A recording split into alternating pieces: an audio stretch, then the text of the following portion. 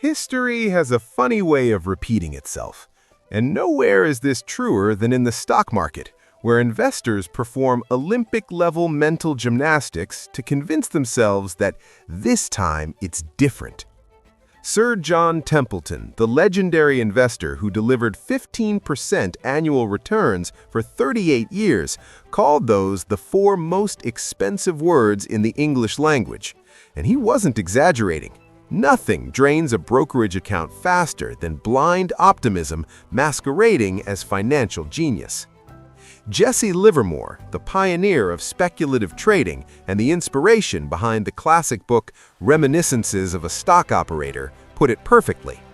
There's nothing new in Wall Street. There can't be, because speculation is as old as the hills. Whatever happens in the stock market today has happened before and will happen again. Which brings us to a stock market bubble that barely anyone talks about anymore. A bubble that looks disturbingly like today's market. I'm not talking about the dot-com crash of 2000 or the 2008 financial crisis. I'm talking about something you've probably never heard of, the Nifty 50 bubble of the early 1970s. When it burst, the devastation was brutal. The market crashed 50%. The world's largest companies lost 60 to 80% of their value. Inflation exploded from 3% to 11%, and the market didn't fully recover for 8 long years. Our story begins in the late 1960s. America had just enjoyed a 20-year economic boom following World War II. Factories were humming, suburbs were sprouting up like weeds, and Americans felt invincible. Why wouldn't they? The country had defeated Germany, put a man on the moon, allegedly, and invented the Etch-a-Sketch. Life was good. People had money, confidence, and most dangerously, blind optimism. The stock market reflected this euphoria. From 1945 to 1970, U.S. stocks had surged over 350%. This unprecedented bull run gave birth to a seductive new investment strategy, the one-decision stock. The concept was simple and irresistible. Find companies so powerful and dominant that you only need to make one decision: buy. Once you owned them, you'd never need to sell. These stocks became known as the Nifty 50.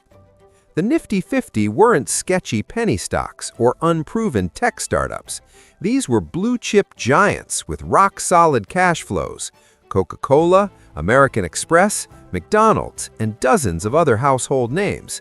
Investors treated these companies as bulletproof. The idea of ever selling them was considered financial heresy. Here's the problem.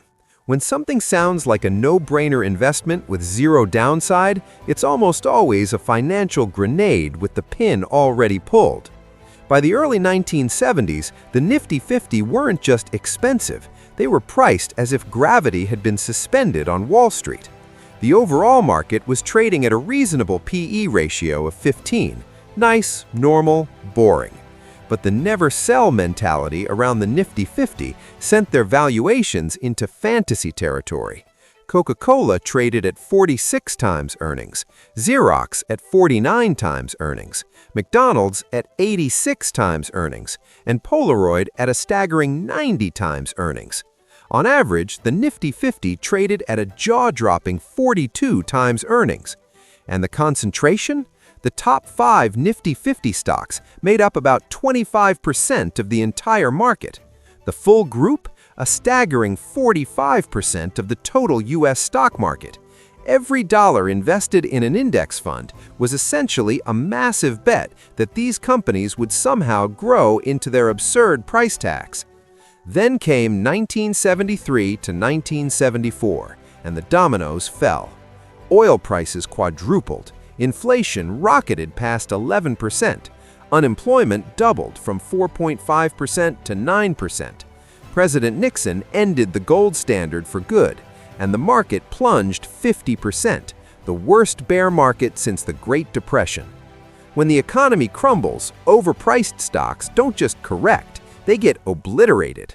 Coca-Cola fell over 60%, McDonald's plummeted over 70%, Polaroid collapsed more than 90%.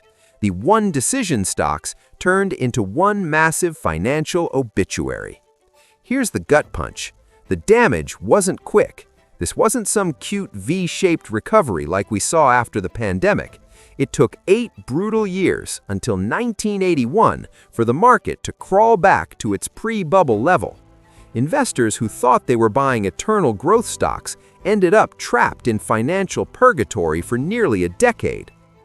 If you're looking at today's market and experiencing déjà vu, you're not alone.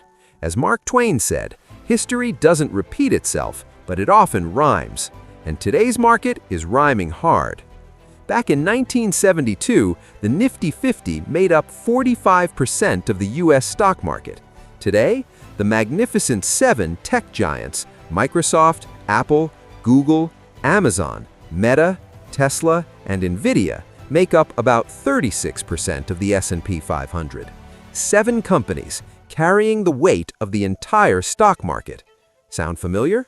Yes, these companies are innovative. Yes, they dominate their industries. But so did Xerox, so did Polaroid, so did Avon in 1972. The Magnificent Seven have become the modern echo of the one-decision stocks that dominated 50 years ago. Investors act as if there's only one decision to make: buy and hold forever. Surely these modern tech giants are priced fairly, right? Not even close.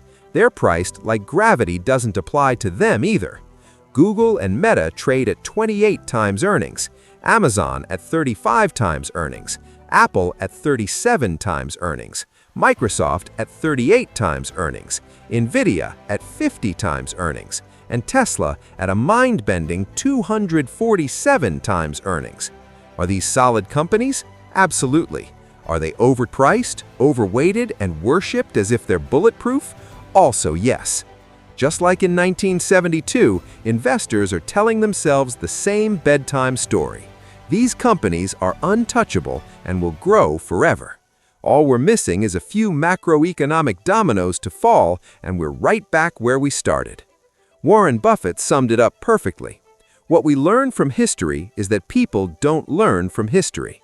So, here we are once again staring at a top-heavy market, pretending valuations don't matter, and whispering those 4 most expensive words in the English language.